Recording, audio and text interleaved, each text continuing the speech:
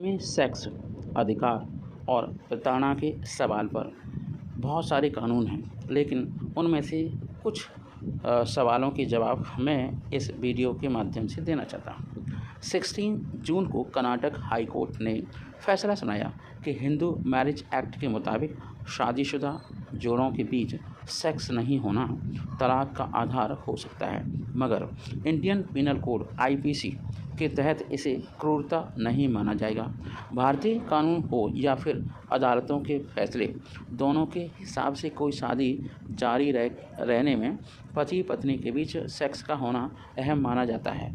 अदालतों ने अपने फैसलों में बार बार ये कहा कि अगर पति या पत्नी में कोई एक अपने साथी के साथ लंबे समय तक यौन संबंध नहीं बनाता तो इसे क्रूरता माना जाएगा और सेक्स संबंध न होना तलाक का एक आधार या कारण हो सकता है।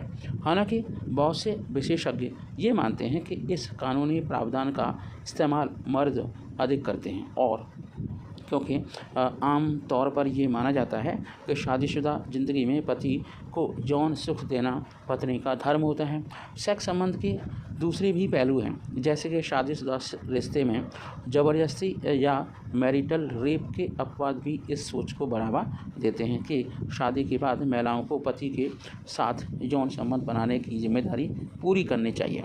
इस मामले में अदालतों ने क्या क्या कहा है वो आपको डिस्कस करते हैं इस वीडियो के माध्यम से।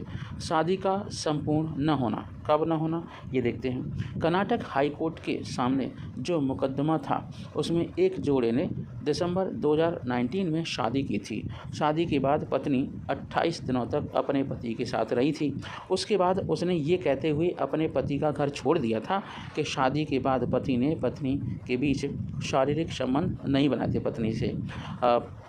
फरवरी 2020 में महिला ने 2 मुकदमे दायर किए अपने पति के खिलाफ। पहली अर्जी तो थी शादी ख़त्म करने की, वहीं दूसरा मुकदमा था आईपीसी की धारा 498A के तहत दायर किया गया था। आईपीसी की इस धारा में पति और उसके परिवार की तरफ से पत्नी के ऊपर जुर्म ढाने से रोकने का प्रावधान था। मतलब ये हुआ कि महिला ने आरोप लगाया था कि उसका पति ब्रह्मा कुमारियों का अनुयायी है, मतलब वो ब्रह्मचर्य का पालन करने वालों का समूह है। और इसके अलावा महिला ने ये भी दावा किया कि उसके पति ने उसके साथ तब तक सेक्स नहीं किया जब तक वो अपने मायके से फ्रिज, सोफ़ा सेट, टेलीविज़न लेकर नहीं आई। नवंबर 2022 ने दोनों की शादी को ख़त्म कर दिया। नवंबर 2022 में तो उनकी शादी ख़त्म हो गई, लेकिन कर्नाटक हाई कोर्ट ने इस बात पर सहमति जताई कि शारीरिक संबंध नहीं बनाना क्रूरता है और ये वैवाहिक रिश्ते को ख़त्म करने का वाजिब आधार है। हालांकि हाई कोर्ट ने ये भी कहा कि इस बात का कोई सबूत नहीं है कि भारतीय दंड संहिता आईपीसी के तहत महिला के साथ कोई क्रूरता की गई है। शादीशुदा जीवन में सेक्स नहीं होने को 2 स्तरों पर अलग अलग तरह से देखा जा सकता है। अगर पति या पत्नी में से किसी की नपुंसकता के कारण यौन संबंध नहीं बन पाते हैं तो हिंदू कानून के तहत ऐसे शादी को शून्य करार दिया जा सकता है। इसका मतलब ये है कि पति या पत्नी में से कोई भी शादी को रद्द किए जाने की मांग कर सकता है और उसकी शादी टूट जाएगी, अलग अलग रहने लगेंगे पति पत्नी। अगर शादी के बाद पति पत्नी में शारीरिक संबंध बन चुके हैं, लेकिन बाद में पति या पत्नी में से कोई भी दूसरे को सेक्स से महरूम रखता है, तो उनमें से कोई भी एक आधार पर तलाक की मांग कर सकता है कि पार्टनर ने उसे यौन सुख से वंचित कर उससे निर्दयता का व्यवहार किया है, उसके साथ क्रूरता की है या उस पर जुल्म किया है। ऐसा करके वो अलग हो सकता है। जानकार ये कहते हैं, जो भी एक्सपर्ट हैं, कि सभी धर्मों के लोगों की शादियों में तलाक का ये कानून आधार मौजूद है। यही आधार है सेक्स न होना। वैवाहिक संबंध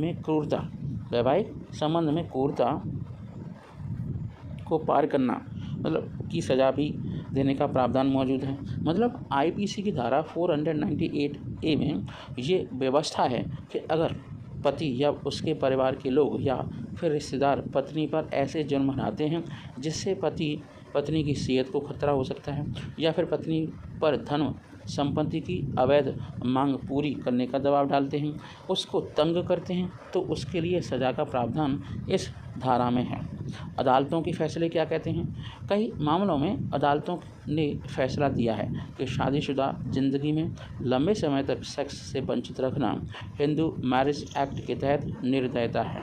ये तलाक का वाजिब आधार हो सकता है। मई महीने में इलाहाबाद हाई कोर्ट ने एक आदमी को इस आधार पर तलाक दे दिया था कि उसकी शादी पूरी तरह से टूट चुकी थी, क्योंकि पति और पत्नी अलग अलग रह रहे थे और दूसरे विवादों के साथ साथ पति पत्नी के बीच किसी भी तरह का यौन संबंध नहीं था। 2007 में सुप्रीम कोर्ट में भी अपने एक फैसले में ये कहा गया कि शारीरिक या सेहत संबंधी कोई समस्या न होने के बावजूद अगर पति या पत्नी में कोई भी लंबे समय तक एक तरफा तरीके से यौन संबंध बनाने से इनकार करते हैं तो इसे मानसिक प्रताड़ना का एक वाजिब आधार माना जाएगा। इसके लिए कितने समय तक यौन संबंध बनाने से इनकार करने को क्रूरता माना जाएगा, ये किसी भी केस के तथ्यों पर निर्भर करेगा। 2012 के एक मुकदमे में दिल्ली हाई कोर्ट ने एक आदमी को तलाक दे दिया था, जिसने दावा किया था कि उसकी पत्नी ने 5 महीने के दौरान उसके साथ केवल 10-15 बार सेक्स किया था और सेक्स करते समय उसकी पत्नी एक मुर्दे की तरह पड़ी रहती थी। अदालत ने उसके फैसले में इस बात पर भी जोर दिया था कि पत्नी ने शादी की पहली रात को पति के साथ सेक्स से इनकार करते हुए क्रूर कृत्य किया था।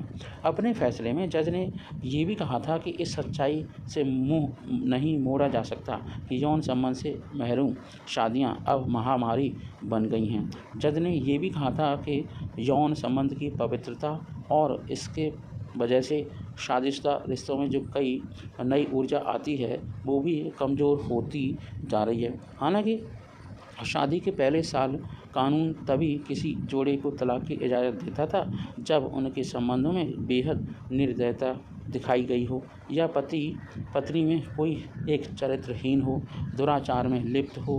पिछले साल अप्रैल में दिल्ली हाई कोर्ट ने कहा था कि अगर कोई जोड़ा शादी के पहले से ही साल में सेक्स से इनकार करने को कहता है और उसका आधार तलाक लेना वाजिब है तो यौन संबंध से महरूम रखने को असाधारण जुर्म नहीं माना जा सकता। तो देखते हैं आगे क्या क्या फैसले आते हैं। आगे जो भी फैसले आएंगे उससे संबंधित डिस्कस करेंगे। और एक इम्पॉर्टेंट टॉपिक है वो मैं बता दूं, महिला और पुरुष से अलग अलग कानूनी बर्ताव किया जाता है। वैसे तो यौन संबंध से वंचित रखने को आधार बनाकर तलाक लेने का विकल्प पत्नी और पति दोनों के लिए उपलब्ध है, लेकिन कानून के जानकार ये मानते हैं और ये कहते हैं कि पुरुष इस मुद्दे को तलाक का आधार ज़्यादा बनाते हैं। मतलब पुरुष को ज़्यादा तलाक चाहिए, ज़्यादातर पुरुष ही तलाक के लिए आते रहते हैं। मुंबई की महिला अधिकारों की वकील वीना गौड़ा कहती हैं कि महिलाएं आमतौर पर सेक्स से वंचित रखने जाने को क्रूरता नहीं मानती हैं, लेकिन पुरुष इसे जुल्म मानते हैं। महिला अधिकारों की वकील और जेंडर से जुड़े मामलों की जानकार फ्लैविया एग्नेस कहती हैं कि ऐसे 10 मामलों में से 8 या 9 शिकायतें मर्द लेकर आते हैं। वो कहती हैं कि तलाक का ये आधार महिलाओं के लिए नुकसानदेह होता है, क्योंकि इससे महिलाएं तलाक से बचने के लिए सेक्स करने को मजबूर हो जाती हैं। वीना गौड़ा के मुताबिक अगर महिलाएं तलाक लेने के लिए इस बात को आधार बनाती भी हैं तो इसके साथ दूसरी शिकायतें भी जोड़ दी जाती हैं। वो कहती हैं कि जब तक महिला के साथ मारपीट नहीं होती या पति दूसरी महिला के साथ संबंध नहीं रखता तब तक महिलाएं सेक्स से वंचित किए जाने को तलाक लेने को वाजिब नहीं बनाती। और ये भी कारण हो सकते हैं, वजह हो सकते हैं। जय हिंद, जय भारत। टेक्नोलॉजी का है और टेक्नोलॉजी के ज़माने में दुनिया के बड़े बड़े खिलाड़ी से लोग डर रहे हैं कि एलन मस्क ने सैटेलाइट लिंक की ताकत ने कई देशों की चिंता बढ़ा दी है। एलन मस्क ने क्या कर दिया है, सैटेलाइट के साथ लिंक कर दिया है चीज़ों को। अब सैटेलाइट के साथ लिंक करेंगे तो बहुत सारी समस्याओं का सामना करना पड़ेगा। देखते हैं क्या क्या समस्याएं हैं, क्या क्या चिंता हैं, देखते हैं। 7 मार्च को अमेरिका के जॉइंट चीफ ऑफ स्टाफ के चेयरमैन जनरल मार्क मिली और यूक्रेन की सेनाओं के चीफ जनरल वैलेरी जालूझनी ने यूक्रेन पर रूसी हमले के संबंध में फ़ोन पर चर्चा की। बातचीत के संबंध में जानकारी रखने वाले 3 लोगों ने बताया कि अन्य मसलों के अलावा जनरल जालझूनी ने एलन मस्क की रॉकेट कंपनी स्पेस एक्स की सैटेलाइट इंटरनेट टेक्नोलॉजी स्टारलिंक का मामला भी उठाया। युद्ध में यूक्रेन स्टारलिंक की संचार सेवाओं पर निर्भर है। यूक्रेन जो आपका युद्ध चल रहा है, यूक्रेन में युद्ध, तो यूक्रेन स्टारलिंक की संचार सेवाओं पर निर्भर है। अब यूक्रेनी जनरल ने पूछा, क्या अमेरिका को मस्क के बिजनेस हितों और राजनीतिक हलचल का एहसास है कि वो क्या करने वाले हैं? अमेरिकी अधिकारियों ने इसका कोई जवाब नहीं दिया। हुआ यह है कि स्पेस एक्स, टेस्ला और ट्विटर के मालिक एलन मस्क अंतरिक्ष टेक्नोलॉजी की दुनिया के सबसे बड़े खिलाड़ी हैं, बादशाह हैं, और उस खिलाड़ी के तौर पर, बादशाह के तौर पर उभरे हैं। वे सैटेलाइट इंटरनेट के सामरिक रूप से महत्वपूर्ण क्षेत्रों में लगातार ताकत हासिल कर रहे हैं। फिर भी उनकी अविश्वसनीय स्टाइल ने दुनिया के कई देशों में राजनेताओं और सैनिक के जो जनरल्स होते हैं उनके बीच चिंता पैदा कर दी है। चिंता की बात है। स्पेस एक्स का मूल्य 11 लाख करोड़ रुपए से अधिक करने वाले टेक्नोलॉजी की ताकत अब महसूस की जा रही है। युद्ध क्षेत्रों, दूरस्थ इलाकों और प्राकृतिक आपदाओं से प्रभावित क्षेत्रों में अक्सर इंटरनेट संपर्क के लिए स्टारलिंक एकमात्र रास्ता बना है। यूक्रेन में उसका उपयोग ड्रोन हमलों, खुफिया जानकारी जुटाने के लिए हो रहा है। ईरान, तुर्की में एक्टिविस्टों ने इन सेवाओं का उपयोग किया है। और आपको बताएं कि अमेरिकी डिफेंस डिपार्टमेंट स्टारलिंक का बड़ा कस्टमर है। जापान सहित कई अन्य सेनाएं टेक्नोलॉजी की टेस्टिंग कर रही हैं। सैटेलाइट इंटरनेट पर मस्क के पूरे कंट्रोल ने चिंता पैदा कर दी है। यूक्रेन में इसके नतीजे सामने आए हैं। मस्क ने युद्ध के दौरान कई बार स्टारलिंक बंद कर दिया है। एक बार तो उन्होंने क्रीमिया के पास स्टारलिंक चालू करने के यूक्रेनी सेना के आग्रह को ठुकरा भी दिया था। वे पिछले साल सार्वजनिक रूप से युद्ध के लिए शांति योजना का प्रस्ताव पेश कर चुके हैं। मस्क रूसी हितों से जुड़े नजर आते हैं, ऐसा उन पर आरोप है। मस्क की टेक्नोलॉजी पर ज़रूरत से ज़्यादा निर्भरता से चिंतित यूक्रेन ने दूसरी सैटेलाइट इंटरनेट सेवाओं से चर्चा की है। यूरोप और मध्य पूर्व के 9 देशों ने अमेरिकी अधिकारियों से स्टारलिंक का मामला उठाया है। टेक्नोलॉजी पर मस्क के नियंत्रण पर सवाल खड़े किए गए हैं। चीनी हमले की स्थिति में ताइवान का इंटरनेट ढांचा ध्वस्त होने पर ताइवान को दूसरी इंटरनेट सेवा की ज़रूरत पड़ सकती है। फिर भी चीन से मस्क के कारोबारी रिश्तों को देखते हुए ताइवान स्टारलिंक सेवा का इस्तेमाल नहीं करना चाहता।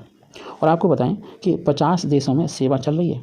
2019 के बाद से मस्क ने लगभग हर सप्ताह अंतरिक्ष में स्पेस एक्स रॉकेट से सैटेलाइट भेजे हैं। इन सैटेलाइटों से धरती के हर कोने में हाई स्पीड इंटरनेट संपर्क बनाया जा सकता है। आज आसमान में 4500 स्टारलिंक सैटेलाइट्स हैं। ये कुल एक्टिव सैटेलाइट का 50% है। अब आप समझ रहे हैं, मस्क की योजना आने वाले वर्षों में 42,000 सैटेलाइट लॉन्च करने की है। 50 देशों में स्टारलिंक की सर्विस चल रही है।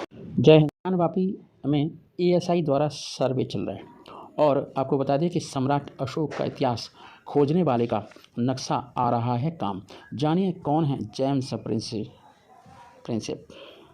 ब्रिटिश आर्किटेक्ट जेम्स प्रिंसेप ने 19वीं शताब्दी में एक किताब लिखी थी, जिसमें उन्होंने ज्ञानवापी को मंदिर होने का दावा भी किया था। उन्होंने उस किताब में ज्ञानवापी के विश्वेश्वर मंदिर बताया था।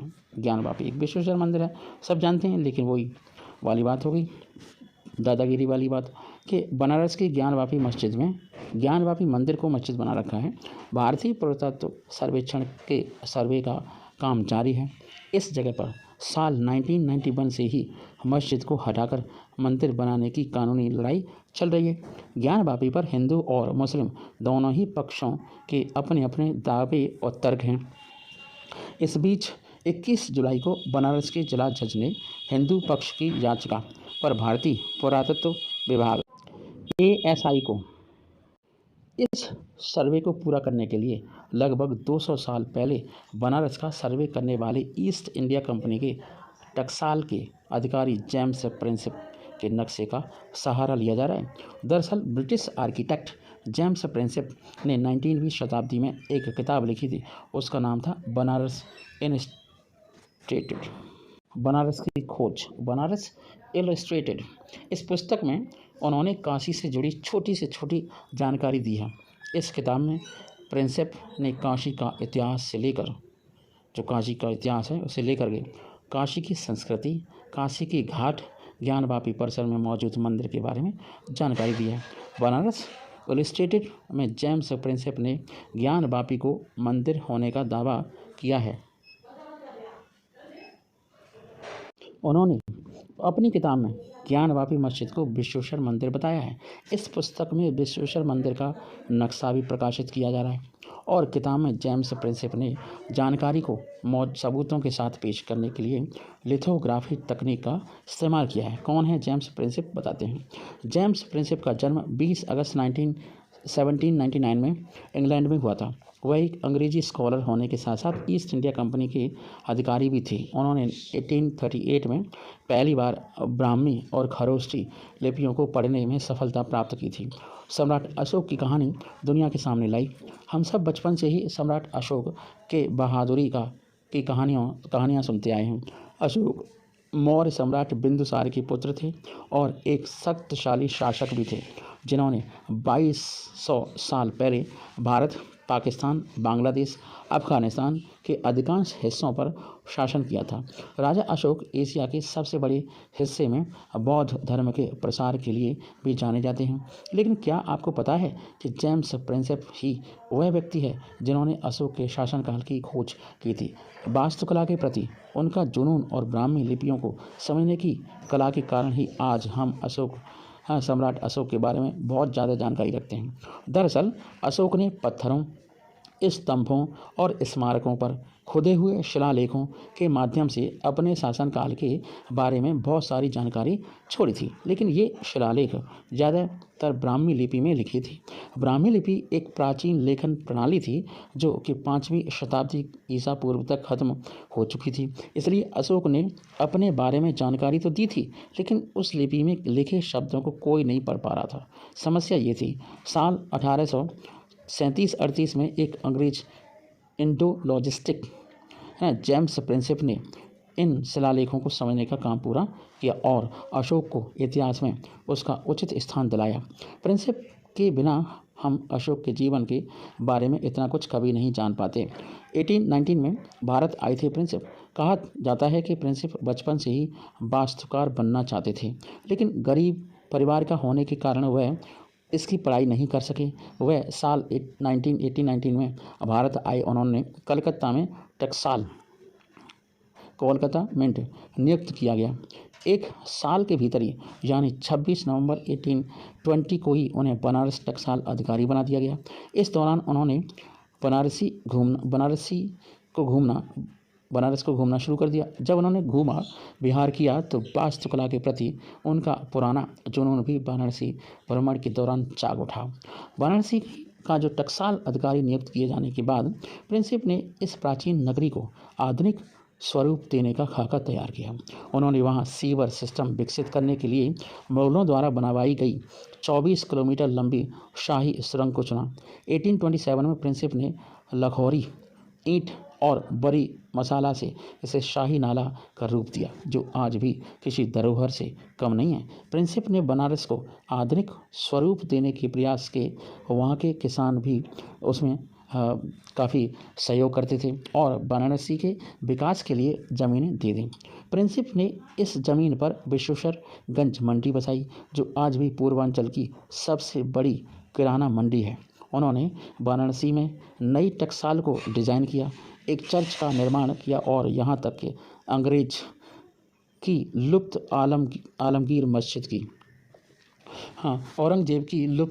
आलमगीर मस्जिद की मीनारों को भी रिस्टोर किया। उन्होंने इस शहर का नक्शा बनाया। इसकी जल निकासी प्रणाली को भी फिर से डिज़ाइन किया गया और कर्मनाशा नदी पर एक पुल बनवाया गया। जेम्स ने अपनी किताब बनारस इलस्ट्रेटेड में विश्वेश्वर मंदिर का भी नक्शा बनाया है, जिसे अभी का ज्ञानवापी नक्शा के नाम से जाना जाता है। इस नक्शे में विश्वेश्वर मंदिर की विस्तार में जानकारी दी गई थी। नक्शे को हिसाब से दिखाया गया था और नक्शे के हिसाब से अगर हम देखें तो 124 फीट का चौकोर मंदिर था और इसके चारों कोनों पर मंडप हैं। बीच में एक विशाल सा गर्भगृह है, जिसे नक्शे में मंडपम कहा कर संबोधित किया जाता है। नक्शे के हिसाब से मंदिर कुल 9 शिखर वाला रहा होगा। फिलहाल ASI की टीम साक्ष्य जुटाने के लिए इसी नक्शे की मदद ले रही है। अगर उस नक्शे के अनुसार वाकई ज्ञानवापी से पहले यहाँ विश्वेश्वर मंदिर था तो सच्चाई जल्द ही सामने आ जाएगी। जेम्स प्रिंसिप का जन्म भले ही इंग्लैंड में हुआ था, लेकिन 40 साल की उनकी ज़िंदगी का 10 साल 1820 to 1830 तक वाराणसी में ही बीता और वाराणसी के बाद वह कोलकाता गए और हैरियट सोफिया से शादी की। साल 1839 में जब उनकी तबीयत खराब होने लगी तो उन्होंने इस्तीफा दे दिया और पूरे परिवार के साथ लंदन चले गए, जहां 22 अप्रैल 1840 में उनका निधन हो गया। कहा जाता है कि 2050 साल पहले, है ना, महाराजा विक्रमादित्य ने काशी विश्वनाथ मंदिर का निर्माण करवाया था। अब हिंदू पक्ष का दावा ये है कि मुगल शासक औरंगजेब ने 1669 में काशी विश्वनाथ मंदिर को तोड़कर उस पर ज्ञानवापी मस्जिद बनाई थी। अब इस पूरे विवाद में हिंदू पक्ष की 3 मुख्य मांगें हैं। पहला, पूरे ज्ञानवापी परिसर को काशी विश्वेश्वर का मंदिर घोषित किया जाए। दूसरी मांग ये है ज्ञानवापी मस्जिद को ढाकर परिसर में मुसलमानों के आने पर रोक लगाई जाए। और तीसरी मांग ये है कि हिंदुओं को मंदिर का तीसरी मांग के अनुसार हम कह सकते हैं कि हिंदुओं को मंदिर का पुनर्निर्माण की अनुमति दी जाए। कब से हुई शुरुआत? ज्ञानवापी को लेकर विवाद कोई नया नहीं है। पहला मुकदमा 1991 में वाराणसी कोर्ट में दाखिल किया गया था और याचिका में दाखिल करने वाले का नाम सोमनाथ व्यास, रामरंग शर्मा, हरिहर पांडे था। उन्होंने ज्ञानवापी परिसर में पूजा करने की अनुमति मांगी थी और साल 1993 में विवादित ज्ञानवापी पर वर्शिप एक्ट केस के तहत स्टे लगा दिया गया था और स्थिति जैसी है वैसी ही कायम रखने का आदेश दिया गया था। इसके बाद साल 2019 में एक बार फिर सर्वे की मांग को लेकर कोर्ट का दरवाज़ा खटखटाया गया, लेकिन इस बार इलाहाबाद हाई कोर्ट ने याचिका पर रोक लगा दी।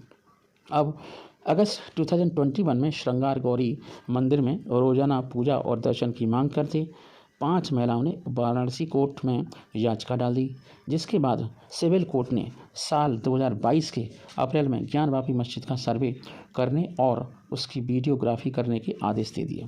इस सर्वे का मुस्लिम पक्ष ने काफ़ी बड़ा विरोध किया, लेकिन विरोध के बीच सुनवाई जारी रही और हाई कोर्ट ने मामले को लेकर सिविल कोर्ट के आदेश को आगे बढ़ाते हुए